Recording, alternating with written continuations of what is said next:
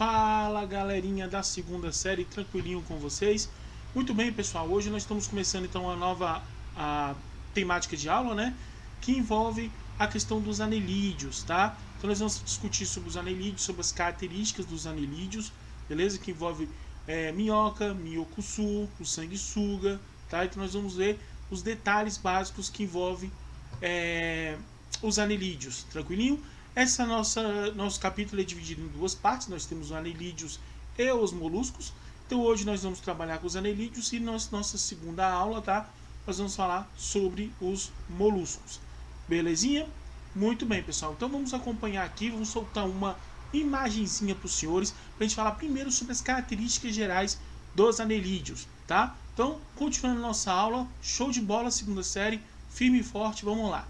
Primeiramente, pessoal, soltando então a animaçãozinha, nós temos aqui, ó, a questão básica que envolve, tá, os anelídeos, a classificação geral deles, tá? Então, a primeira coisa que vocês têm que compreender é que os anelídeos, tá, eles são todos materializados ou segmentados, ou seja, possuem segmentos, tá? Então a gente chama, por exemplo, aquela sequência de segmentos neles de metaméria, tá? Então nós chamamos de materializados porque tem esses segmentos, tranquilinho? Eles apresentam 3 folhetos germinativos, já discutimos sobre esses folhetos germinativos nas aulas anteriores, certo? Que é o ectoderme, mesoderme e endoderme, tá? Portanto, são animais triblásticos. Por quê?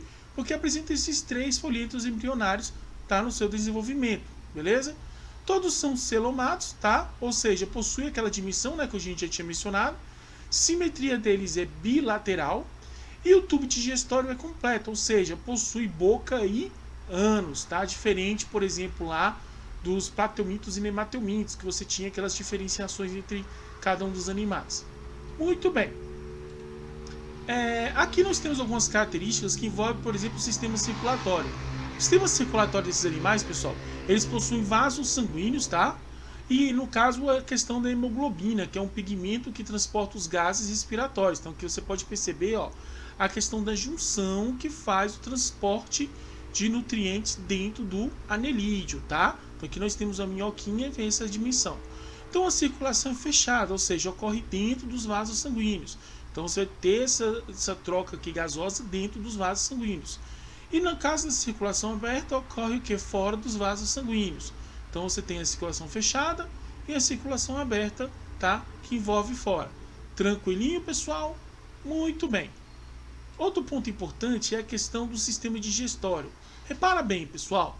A questão da minhoca em si, ela tem o que? A faringe, a boca, né? Faringe e boca.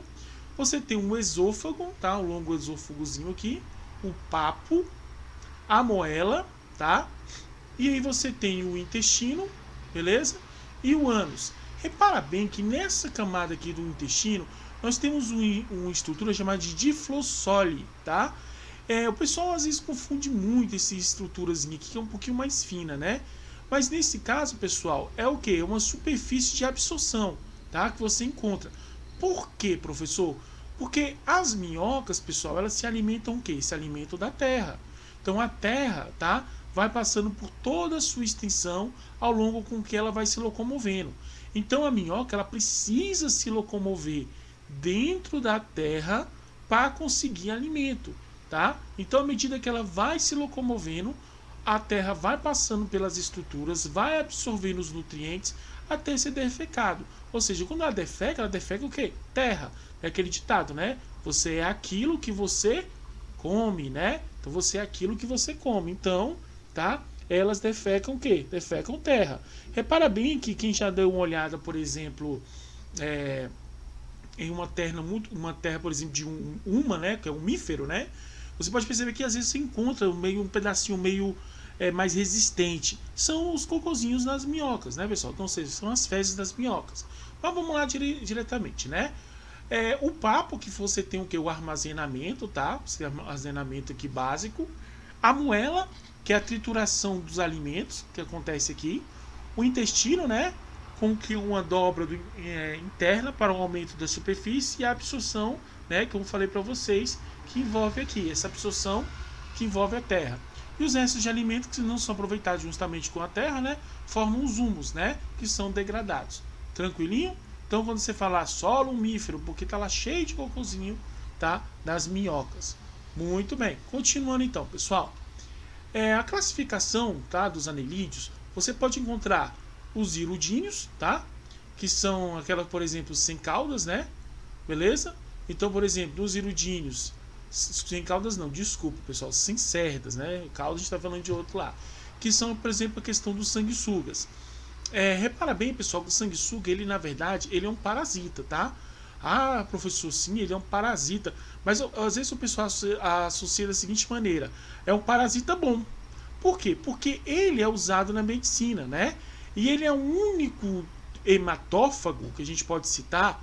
Ele é o único hematófago que não transmite doenças. Ou seja, antigamente, né, se usava muito sanguessuga para retirar, por exemplo, aquele sangue que ficou coagulado em certas regiões. Então, porque ele é um parasita que não transmite doenças, por isso que ele é muito utilizado.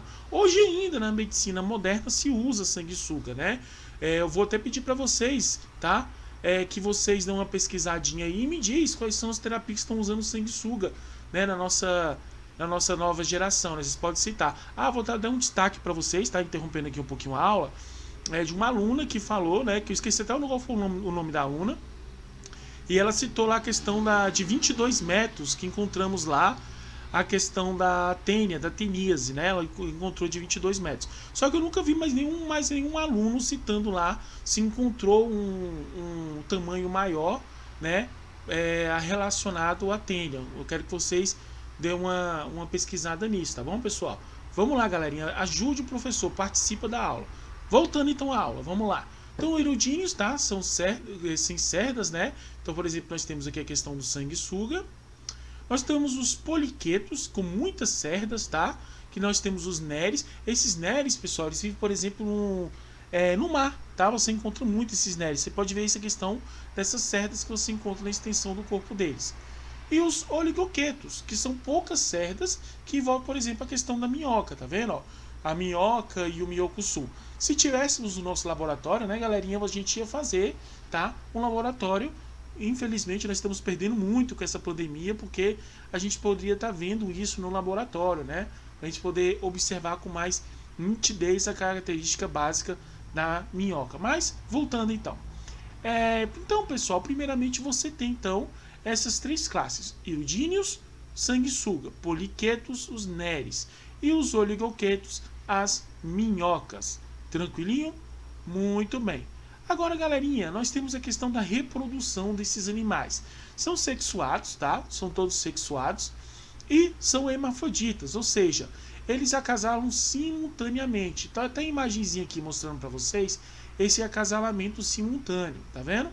Aqui você tem uma estrutura chamada de clitelo. Quem já observou, pessoal, é uma estrutura na minhoca um pouquinho mais avantajada, tá?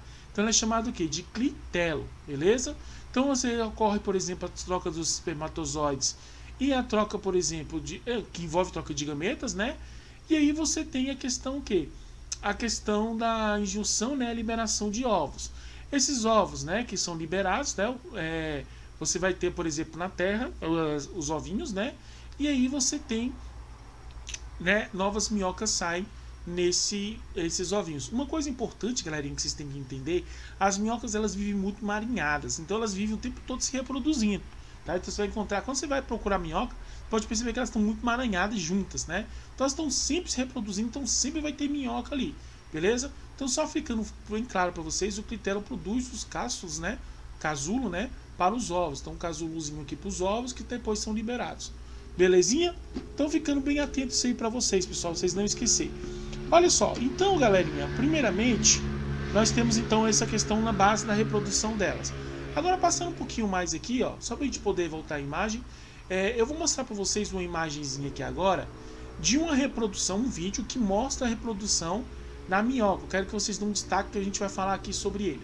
Muito bem, pessoal, então você pode observar aí, ó, as duas minhocas, tá vendo? Em plena passagem, ó, então elas duas aí. Tá vendo essa partezinha mais desenvolvida? É chamada o quê? É chamada de clitelo. Então você pode ver que elas começam a se enroscar, tá vendo? Ó, começa a se enroscar. E aí nesse caso você vai ter o quê? Você vai ter a reprodução, que é a reprodução sexuada hermafrodita, né? Ou seja, no final desse processo aí, galerinha, as duas minhocas vão sair o quê? Vão sair copuladas, ou seja, elas vão sair com os vão ter o desenvolvimento dos ovos, né, separadamente, tá? E aí, no caso, vão ter o que? Novas minhocas, tá? Nesse desenvolvimento. Então aí você pode ver, ó, agora a imagem ficou melhor, tá vendo? Pode ver essa estrutura que é chamada o quê? De clitelo, onde mantém os ovos, tá? Da minhoca aí no seu desenvolvimento. Tranquilinho, pessoal, firme e forte, segunda série. Então olha só, galera, então espero que vocês tenham acompanhado aí a aula, show de bola, né? Eu vou pedir para vocês o seguinte, galerinha, tirem as dúvidas, mande perguntas, são poucos alunos que estão mandando as perguntas. A gente precisa manter o processo pedagógico e eu preciso tirar as dúvidas de vocês. Então manda pergunta, tira dúvidas, ó, manda, por exemplo, como a última colega que mandou a respeito lá da tênia dos 22 metros, mandam perguntas para a gente poder manter esse processo pedagógico. Tranquilinho, galerinha? Tô morrendo de saudade de vocês. Ó, Marias manda pergunta aí, Brunão manda pergunta, todo mundo mandando pergunta aí, pra gente poder manter esse processo pedagógico aí. Tranquilinho, pessoal? Então a gente continua na nossa próxima aula sobre os moluscos. Fica com Deus e até a próxima. Tchau, tchau.